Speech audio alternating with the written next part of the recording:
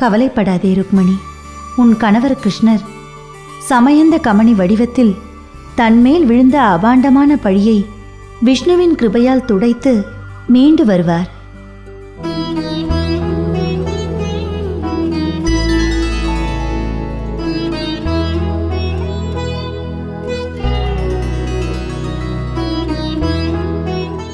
ருக்மணி, உன் பிரார்த்தனை வீண் போகவில்லை அம்மா.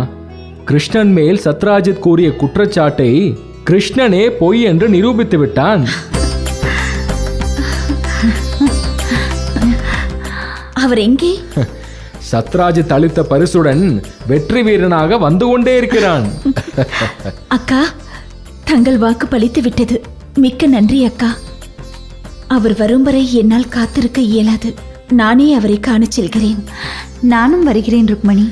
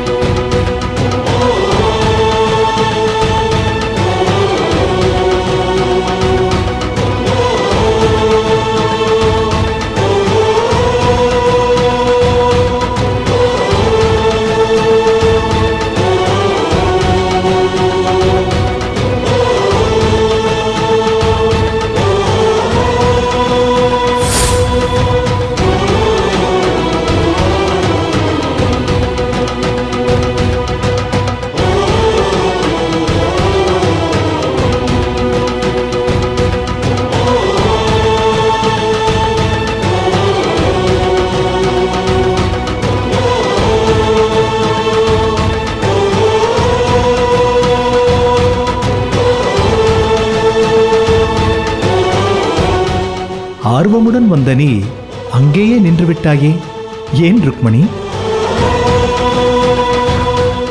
நீங்கள் சொன்ன பரிசு இதுதானா?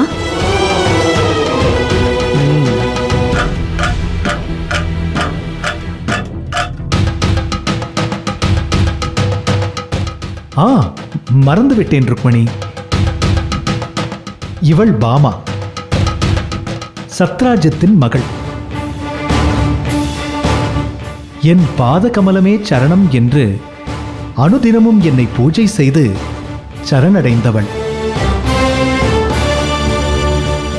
தன் குற்றத்தை உணர்ந்த சத்ராஜித் ஸ்யமந்தகமணியுடன் பாமாவையும் எனக்கு பரிசாக தந்துவிட்டார். பக்தர்கள் அன்பாக அளிக்கும் எந்த ஒரு பரிசையும் கிருஷ்ணன் நிராகரிக்காமல் அப்படியே ஏற்றுக்கொள்வது உனக்கு தெரிந்த விஷயம் தானே ருக்மணி?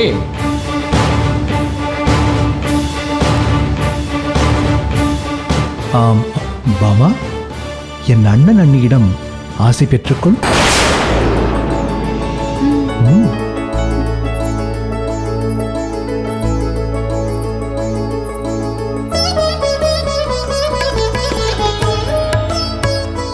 நீடூடி வாழ்க.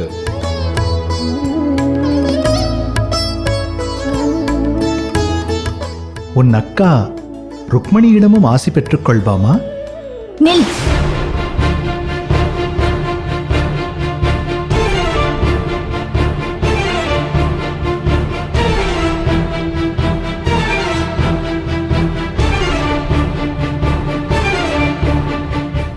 உங்களுக்கு இது நியாயமாக படுகிறதா?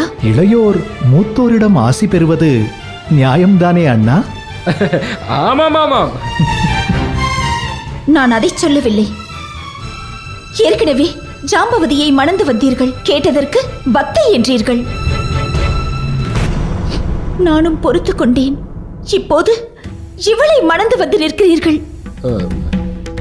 பாமாவும் கிருஷ்ணனின் பக்தை தானே? போதும் அக்கா. நீங்களே கூறுங்கள். கணவன் ஏதோ ஒரு காரணத்தை கூறி 2, 3 என்று திருமணங்கள் செய்து கொண்டே போனால் எந்த மனைவியால் தான் பொறுத்துக் கொள்ள முடியும்? இந்த பாமாவையும் சேர்த்து இப்போது இவருக்கு 3 மனைவிகள். இப்போது நான் அமைதியாக இருந்துவிட்டால் இவரின் லீலைகள் இத்துடன் நிற்காது. 3 என்பது 30 என்று வளர்ந்து கொண்டே போகும். சரியாக சொன்னாய் ருக்மணி. என் மனைவியரின் எண்ணிக்கை 30இல் முடியாதுதான். இதற்கே அதிர்ச்சியாகிவிட்டால் எப்படி ருக்மணி? இந்த பிறவியில் எனக்கு மொத்தம் 16,108 மனைவியர். அக்கா, ருக்மணி, ருக்மணி, அக்கா, என்னவாயிற்று? அவர் சொன்னதை கேட்டு உனக்கு மயக்கம் வரவில்லையா? தலை சுற்றவில்லையா? கால்கள் தடுமாறவில்லையா? இல்லை அக்கா. என்ன கூறுகிறாய் நீ?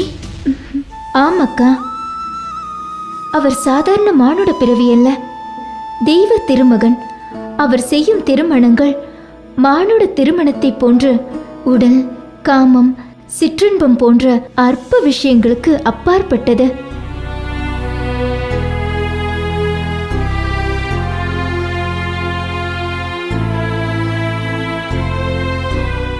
நீயும் நானும் அவரை நினைத்து அல்லும் பகலும் எப்படியெல்லாம் உருகினோமோ அதை போன்று 1000 பெண்கள் அவரின் திருவடியே சரணம் என்று அவர் மீது அளவில்லா அன்பு செலுத்தி வருகின்றனர். ஆம் ருக்மணி, என் மீது பக்தர்கள் வைத்திருக்கும் பக்தியின் அளவிற்கு தகுந்தபடி அருள் புரிய வேண்டியது என்னுடைய கடமையாகும். பக்தியின் உச்சம் என்னை சரணடைவதாகும். தான் செய்யும் எந்த செயலையும், அதனால் ஏற்படும் எந்த விளைவையும், அது லாபமோ நஷ்டமோ, நன்மையோ தீமையோ, பெருமையோ சிறுமையோ, சுகமோ துக்கமோ, கிருஷ்ணார்ப்பணம் என்று எனக்கே அர்ப்பணிப்பவர்களுக்கு நான் என்னையே அர்ப்பணிக்கிறேன். உனக்கு நான் என்னை அர்ப்பணித்தலும் அப்படித்தான்.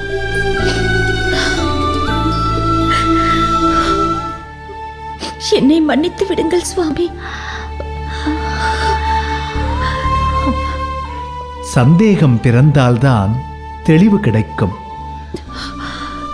உன் மூலம் என் செயலை குறை கூறுபவர்களுக்கு விளக்கம் அளிக்க வாய்ப்பு கிடைத்ததாகவே கருதுகிறேன். எத்தகைய துன்பம் நேரிடினும் நானே சரணம் என்று என்னை சரணடைபவர்களுக்கு அவர் ஆணாயினும் சரி பெண்ணாயினும் சரி, அவர்கள் விரும்பும் உறவாக நானே அமைகிறேன். நான் விரும்பும் உறவாக அவர்களை அமைத்துக் கொள்கிறேன்.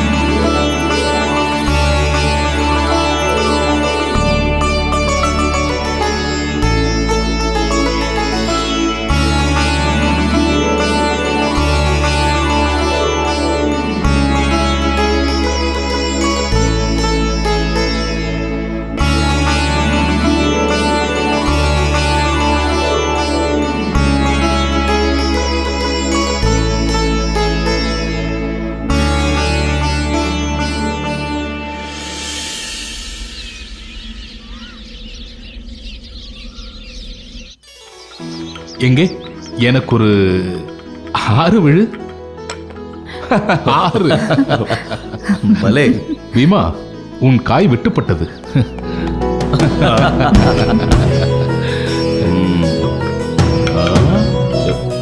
இங்கே எனக்கு ஒரு 8 விழு. 4.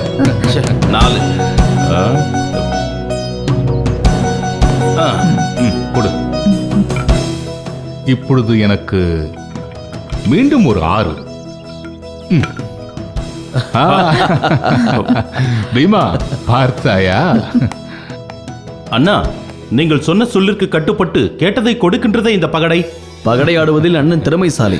வித்தை அவர் கையில் உள்ளதா, இல்லை பகடை காய்களில் உள்ளதா, இல்லை அவர் அதிர்ஷ்டத்தில் உள்ளதா என்று எண்ணும் போது எனக்கே மிகவும் வியப்பாக உள்ளது. அம்மா, நீங்களும் எங்களுடன் கலந்து கொள்ளுங்கள், வாருங்கள்.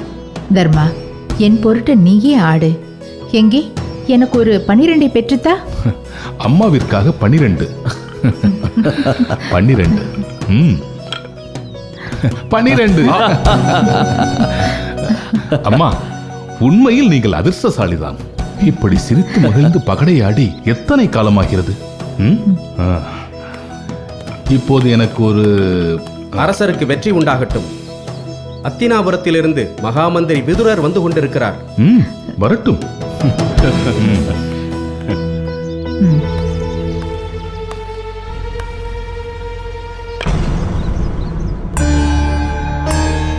சித்தப்பா, நாங்கள் உங்களை சற்றும் எதிர்பார்க்கவில்லை. இங்கே எழுந்தருளி எங்களை மகிழ்ச்சி கடலில் ஆழ்த்தி விட்டீர்கள். மகிழ்ச்சியா துயரமா என்பதை காலம் அல்லவா தீர்மானிக்கப் போகிறது. சித்தப்பா, வாருங்கள், தாங்களும் பகடையாடலாம். நான் இங்கே பகடையாட வரவில்லை. ஒரு முக்கிய செய்தியோடு வந்திருக்கிறேன். உங்களோடு சற்று பேச வேண்டும்.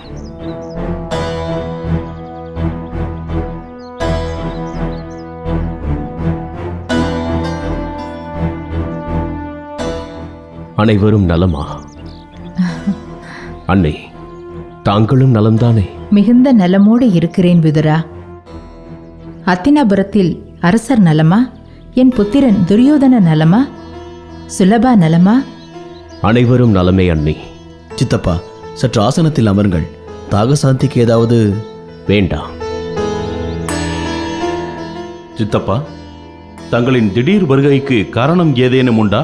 கசப்பான காரணம் உண்டு.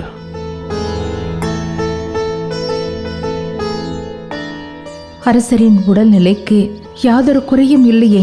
அன்னை, தாங்கள் அனைவரின் நலனிலும் அக்கறை கொண்டீர்கள். ஆனால் தங்களின் நலனை பற்றி சிந்திக்கத்தான் அங்கு ஆளில்லை.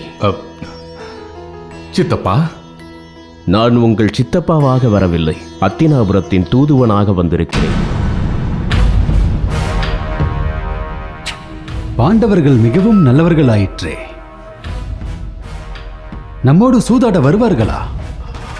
தர்மனை நான் அறிவேன். அவன் சூதாட்ட பிரியன். அவன் சூதாட தொடங்கிவிட்டால் சகலத்தையும் மறந்து விடுவான். ஆனால் சிற்றன்னை குந்தி தேவியார் இதை அனுமதிக்க மாட்டார் என்றே தோன்றுகிறது.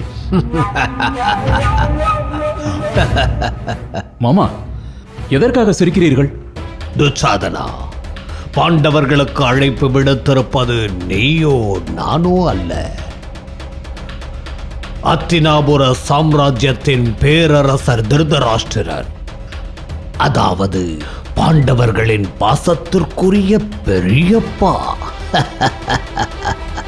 அரசரின் சொல்லை அவர்களால் தட்ட முடியுமா? இல்லை அதைத்தான் குந்தி தேவியாரால் மறுக்க முடியுமா?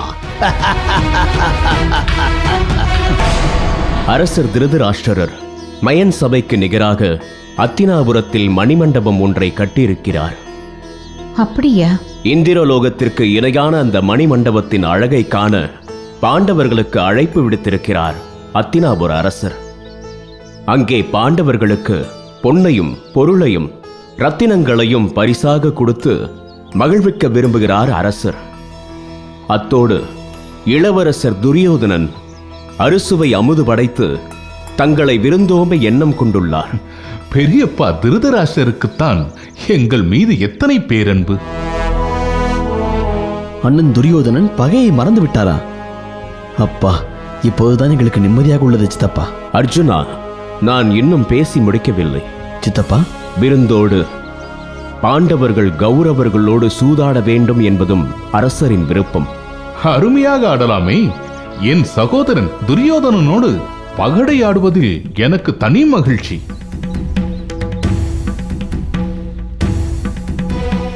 விதுரா, திடீரென்று ஏன் இந்த ஏற்பாடு? தங்களின் சந்தேகம் நியாயம்தான். இது திடீர் ஏற்பாடு அல்ல. ஒரு வருட காலமாக திட்டமிடப்பட்ட ஏற்பாடு. திட்டமிடப்பட்ட ஏற்பாடா? இதில் ஏதேனும் சூழ்ச்சி இருக்கிறதா? அதை பற்றி நான் பேசுவது முறையாகாது. அத்தினாபுரத்தின் மகாமந்திரியாக அரசரின் கட்டளையை ஏற்று தங்கள் அனைவரையும் அழைத்துச் செல்லவே நான் இங்கு வந்திருக்கிறேன். எனவே அரசரின் ஆணைப்படி தாங்கள் இந்த அழைப்பினை ஏற்று தவறாமல் வர வேண்டும். அதற்கென்ன, ஆகட்டும் சித்தப்பா. விதுரர் நம்மிடையே உறைந்தாலும் அவர் பாண்டவர்களிடத்தில் அதிகம் நாட்டம் உடையவர் என்பது தெரிந்ததுதானே. அவர் நிச்சயம் பாண்டவர்களை இங்கே அழைத்து வரமாட்டார். ஏதேனும் சதி செய்து காரியத்தை கெடுத்து விடுவார். தங்களின் சித்தப்பாவாக நான் இப்பொழுது கூறுகிறேன், தாங்கள் அரசரின் அழைப்பை ஏற்றுக்கொள்ள வேண்டாம். தாங்கள் யாரும் அத்தினாபுரம் வர வேண்டாம். சித்தப்பா, என்னால் எப்படி அரசரின் அழைப்பை தவிர்க்க முடியும்? அழைப்பில் ஆபத்து இருக்கும் போது அதை தவிர்ப்பதில் தவறில்லையே. அது ஒருபோதும் உனக்கு பாவத்தை உண்டாக்காது தர்மா.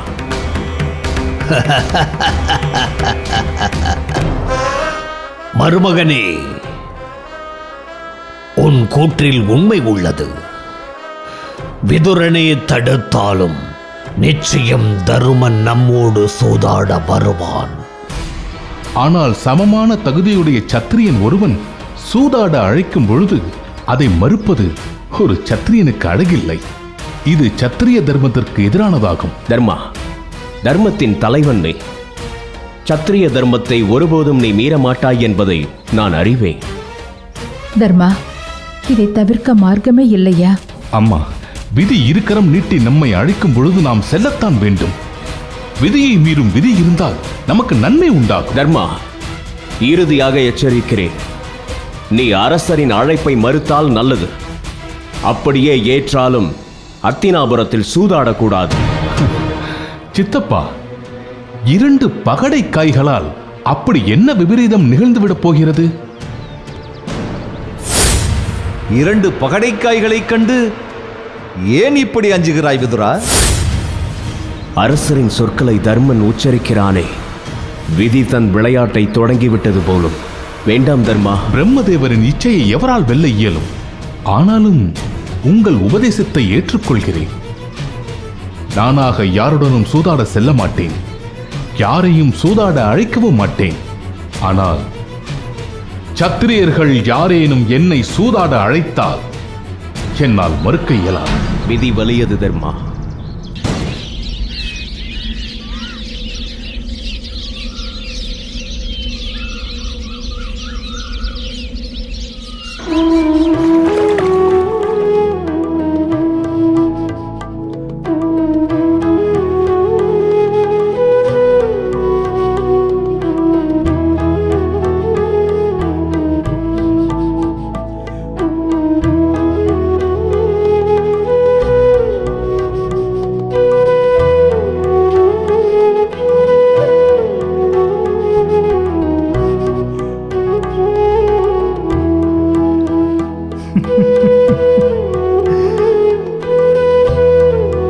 நீங்கள் இருவரும் இப்படி ஒற்றுமையாக இணைந்து சேவகம் செய்வது எனக்கு ஆச்சரியமாக உள்ளது.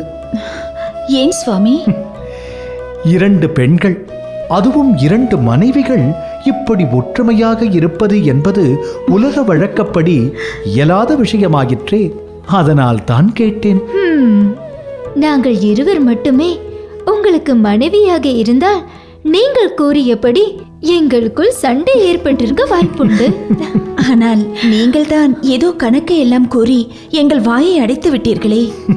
ஒரு பெண் எத்தனை பெண்களுடன் தான் சண்டை போட முடியும்? அதனால் தான் நாங்கள் அமைதியாகிவிட்டோம். ஓ, உங்கள் ஒற்றுமையின் ரகசியம் இப்போதுதான் புரிகிறது.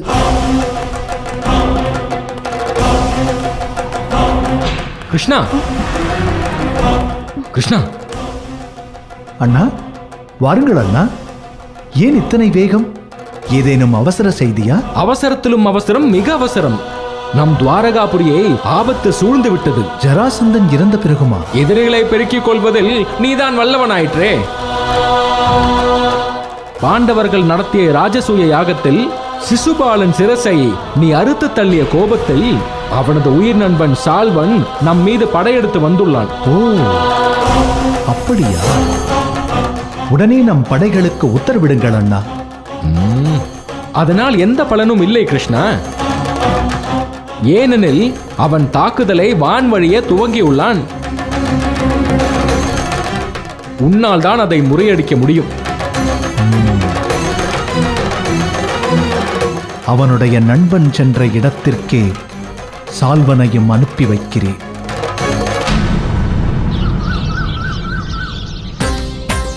அரசே. அரசருக்கு வணக்கம். விதுரா, வந்து விட்டாயா? அரசே, தங்களின் அழைப்பை ஏற்று பாண்டவர்கள் அத்தினாபுரம் வர சம்மதித்து விட்டார்கள். பாண்டவர்கள் என் சொல்லை தட்டமாட்டார்கள் என்பதை நான் நன்கு அறிவேன். சூதாட்டத்தில் கலந்து கொள்ள சம்மதித்து விட்டார்களா?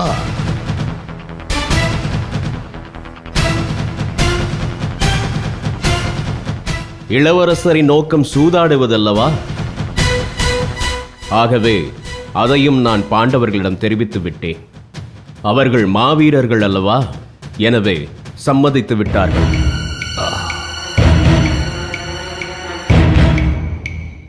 தாங்கள் மதியூக மந்திரி என்பது எத்தனை சத்தியமான உண்மை! தங்கள் திறமையோ திறமை, தங்களின் மதிநுட்பமே நுட்பம்தான். அரசே, நான் தூது சென்ற வெறும் கருவி. தங்களின் விருப்பத்தை பாண்டவர்களிடம் தெரிவித்து விட்டேன். இதில் நீங்கள் என்னை பாராட்டவோ அதை கேட்டு நான் மகிழ்ச்சி அடையவோ ஏதும் இல்லை.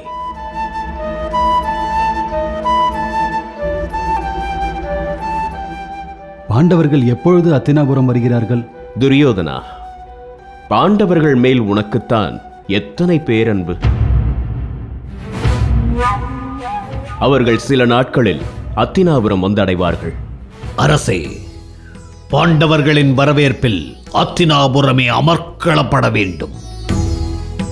அதற்கான ஏற்பாட்டை இப்போதே தொடங்கிவிடுகிறேன். அப்படியே ஆகட்டும். விதுரா, பாண்டவர்களுக்கு யாதொரு குறையும் இல்லாமல் இருக்க சகல ஏற்பாடுகளையும் செய்யுங்கள். மேளதாளங்கள், நாட்டிய கச்சேரிகள், தோரணங்களுக்கு உடனே ஏற்பாடு செய். அப்படியே ஆகட்டும் அரசே.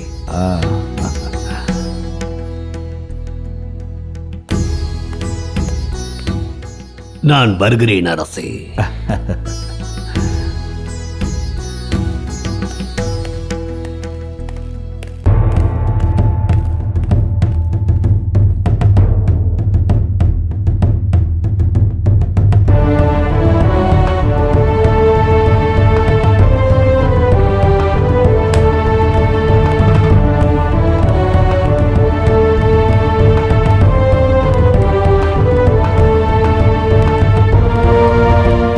மாமா, நினைத்ததை சாதித்து விட்டீர்கள். இனிதான் சாதிக்க வேண்டியது ஏராளமாக இருக்கிறது மருமகன்களே. படை பரிவாரங்களோடு வரும் பாண்டவர்கள் இங்கிருந்து பஞ்ச பராரியாக வெளியேற வேண்டும். சக்கரவர்த்தியாக வரும் தர்மன் நிர்கதியற்றவனாக வெளியேற வேண்டும்.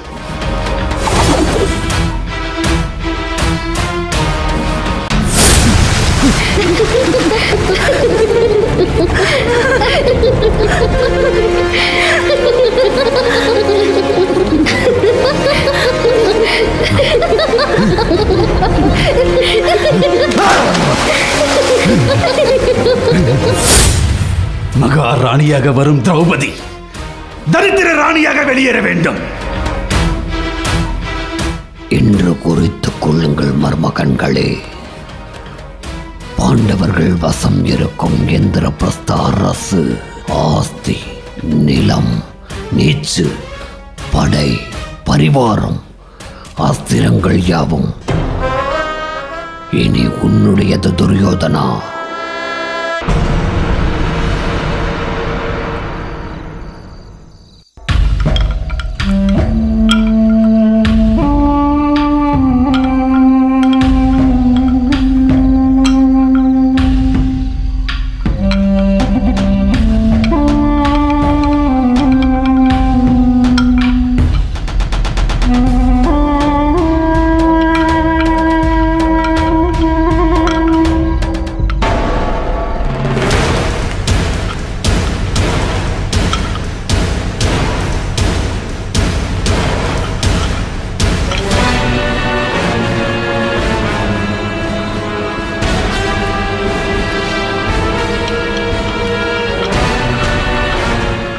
மாமா, வா துச்சாதனா. மாமா, எனக்கு மிகவும் அச்சமாக இருக்கிறது. அச்சம் கொள்வது சத்திரியனுக்கு அழகில்லை மருமகனே. மாமா, அஞ்சுவதற்கு அஞ்சத்தானே வேண்டும். பாண்டவர்கள் சூரர்கள். அவர்களை சூதாட்டத்திற்கு அழைத்து வழியே சென்று சிக்கிக் கொண்டோமோ என்று தோன்றுகிறது. பாண்டவர்களை யுத்தத்திற்கு அழைத்திருந்தால் உன் கவலையில் அர்த்தம் உண்டு.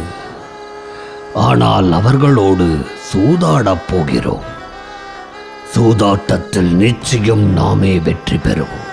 மாமா, தங்களைப் போலவே தர்மனும் சூதாட்டத்தில் வல்லவன்.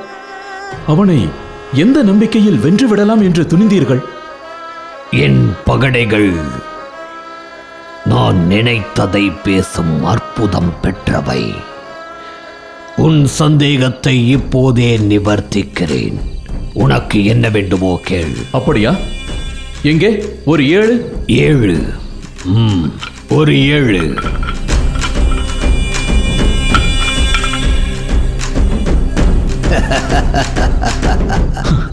7. எங்கே? ஒரு 8? பகடையே 8.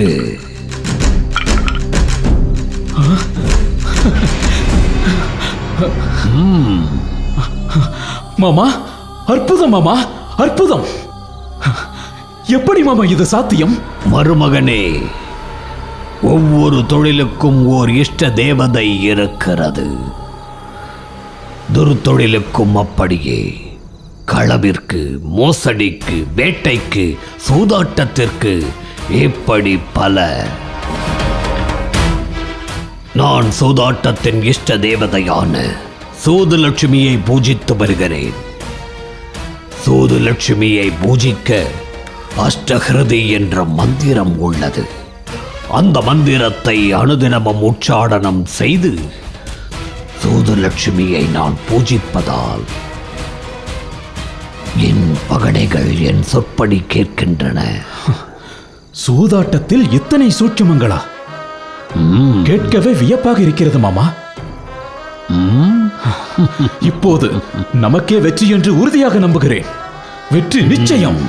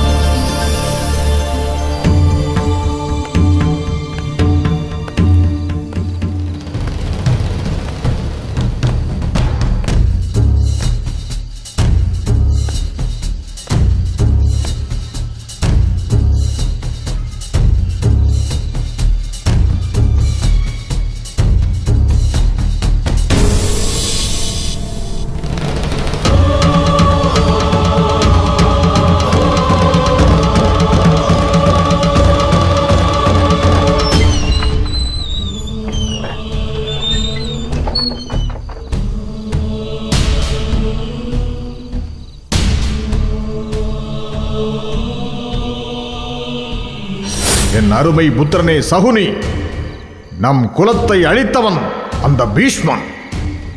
அந்த பீஷ்மனின் குலத்தை அழிப்பதற்கு நம் குலத்திலே மிஞ்சி இருப்பது நீ ஒருவன் மட்டும்தான். ஒரு நாள் அந்த பீஷ்மன் காந்தார தேசத்து மன்னன் சுபாலனாகிய என்னை காண்பதற்காக ஆவேசமாக வந்தான்.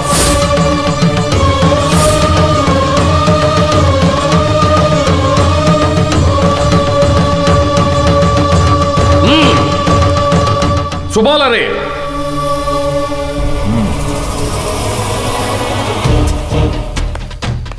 சுபாலா! பிதாமகரே, வர வேண்டும். தங்களுடைய வரவால் இந்த காந்தார தேசமே பெருமை பெற்றது. முதலில் உன் வரவேற்பை நிறுத்து. நான் கேட்கும் கேள்விக்கு பதில் சொல். பிதாமகர் ஏதோ கோபத்தில் வந்திருப்பது போல் தெரிகிறது. காந்தாரி யார்? இதென்ன கேள்வி? என்னுடைய புத்திரி, தங்களுடைய மருமகள். காந்தாரியின் கணவன் யார்? தங்களுடைய புத்திரர் திருதராஷ்டிரர். நான் கேட்பது காந்தாரியின் முதல் கணவர் யார் என்று. பிதாமகரே, காந்தாரிக்கு முதலில் ஒரு திருமணம் நடந்தது உண்மையா இல்லையா? இல்லை. மறைக்காமல் கூற வேண்டும். பொய் உரைத்தால் மரணம் நிச்சயம். ஆமாம். சுபாலா, நீ என்னை அவமதித்து விட்டாய். அத்தினாபுரத்தின் குலப்பெருமையை நாசப்படுத்தி விட்டாய். ஒரு விதவையை என் புத்திரனுக்கு திருமணம் செய்து கொடுத்து விட்டேன் என்று அம்பையின் காதலன் சால்வன் என்னை ஏளனம் செய்கிறான். பிதாமகரே, நான் சொல்லுவதை சற்று கவனமாக கேளுங்கள். என் மகள் காந்தாரிக்கு களத்திர தோஷம் இருப்பதாக ஜோதிடர்கள் சொன்னார்கள். திருமணமானால் முதல் கணவன் நிலைக்க மாட்டான் என்று சொன்னார்கள். ஆகவேதான் ஒரு ஆட்டை திருமணம் செய்து வைத்து பிறகு அந்த ஆட்டையே நாங்கள் கொன்றுவிட்டோம். இதுதான் நடந்தது. இதை ஏன் என்னிடம் மறைத்தாய்? இதை மறைத்து காந்தாரிக்கு ஏன் திருதராஷ்டிரனை மனமுடித்து வைத்தாய்? அது உன்னால் அத்தினாபுரம் பாழ்பட்டது. நிச்சயம் உன்னை தண்டிக்காமல் விடமாட்டேன். ஐயோ பீஷ்மரே, அப்படி செய்துவிட வேண்டாம். அறியாமல் பிழை செய்து விட்டேன். மன்னிக்க முடியாது. உன்னை மன்னிக்கவே முடியாது.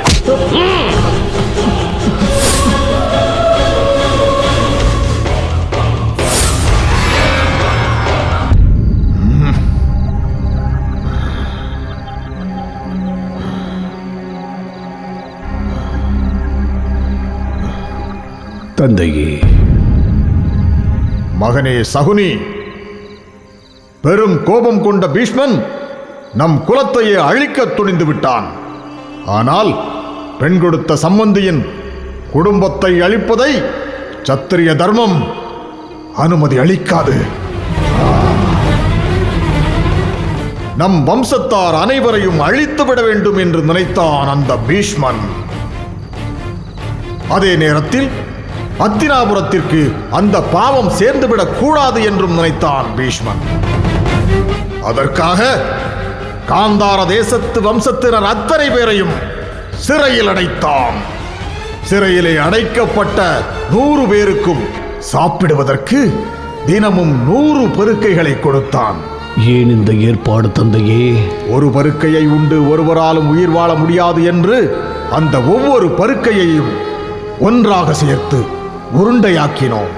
அதை நம்மில் ஒருவனுக்கு கொடுத்து அவரை உயிர் வாழச் செய்து அந்த குரு வம்சத்தையே அழித்து விட வேண்டும் என்று சபதம் பூண்டோம். அந்த ஒரு உருண்டையை உனக்கு கொடுத்து உன்னை உயிர் வாழச் செய்தோம். அந்த பீஷ்மன் நமக்கு இழைத்த கொடுமையை நீ மறந்துவிடக்கூடாது. இது நம் முன்னோர்களின் எலும்பு.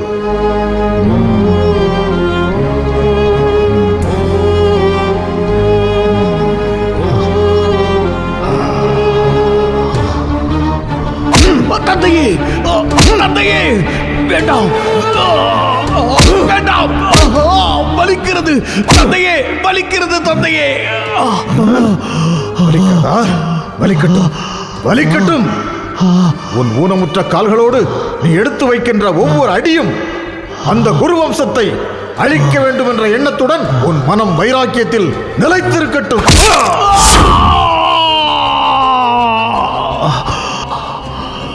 தந்தையே, உங்களின் ஆணைப்படி நான் குரு வம்சத்தை ஒழிக்காமல் உறங்க மாட்டேன். நம் வம்சத்தை அழித்த பீஷ்மனின் வம்சத்தை அழிக்காமல் விடமாட்டேன்.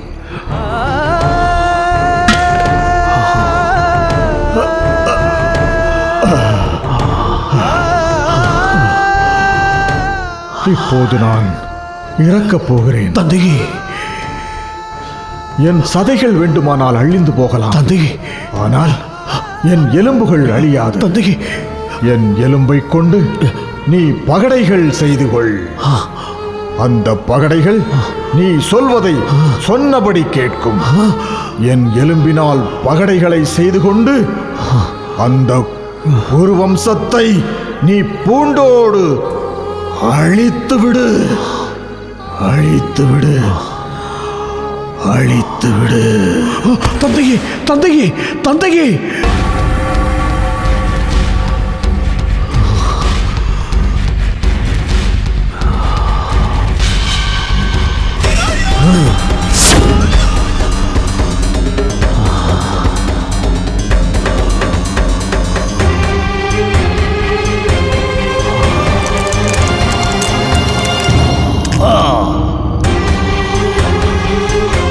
தந்தையே, உங்களின் ஆணைப்படி நான் குரு வம்சத்தை அழிக்காமல் உறங்க மாட்டேன். நம் வம்சத்தை அழித்த பீஷ்மனின் வம்சத்தை அழிக்காமல் விடமாட்டேன்.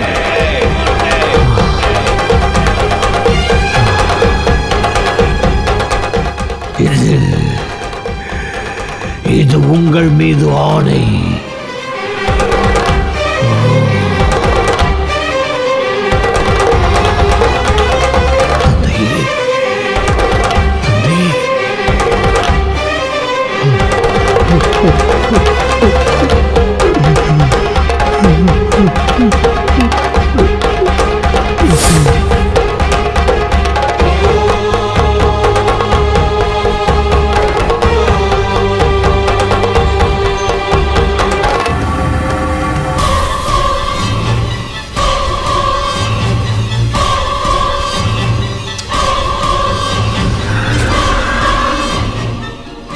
என் தந்தையின் எலும்பில் உருவான பகடையே, இதுதான் நான் ஆடவிருக்கும் இறுதி சூதாட்டம்.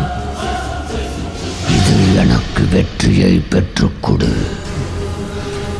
நான் குரு வம்சத்தை வேரோடு அழித்து விடுகிறேன்.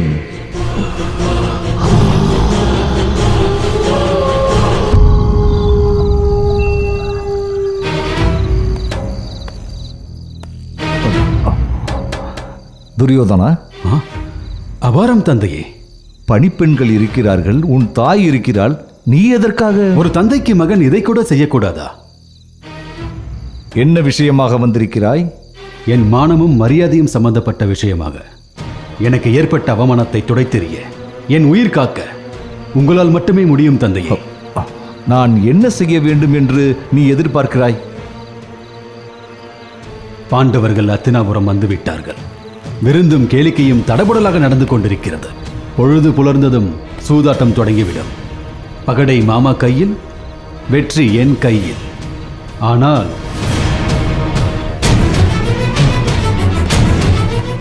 தந்தையே, நாளை ஒரு நாள் நான் சொல்வதை மட்டுமே நீங்கள் செய்ய வேண்டும். சூதாட்டத்தில் என்ன நடந்தாலும் சரி, என்னை தடுக்கப் போவதில்லை என்று சத்தியம் செய்யுங்கள். துரியோதனா, நான் அரசன். என்னால் இப்படி ஒரு சத்தியத்தை செய்து கொடுக்க இயலாது. நான் அரசரிடம் கேட்கவில்லை, தந்தையிடம் கேட்கிறேன். துரியோதனன் உங்களுக்கு உயிரோடு வேண்டுமா வேண்டாமா?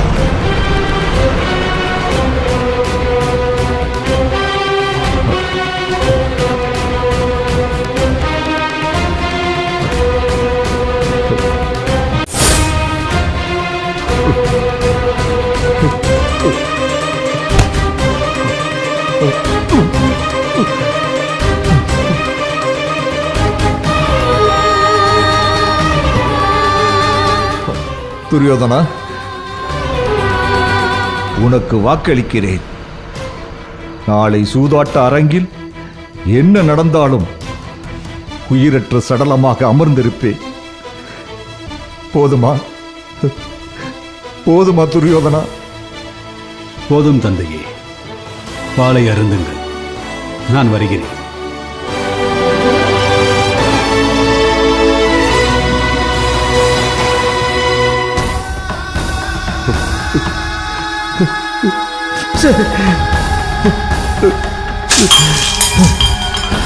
சூதாட்டத்தில் என்ன நடந்தாலும் சரி, என்னை தடுக்கப் போவதில்லை என்று சத்தியம் செய்யுங்கள்.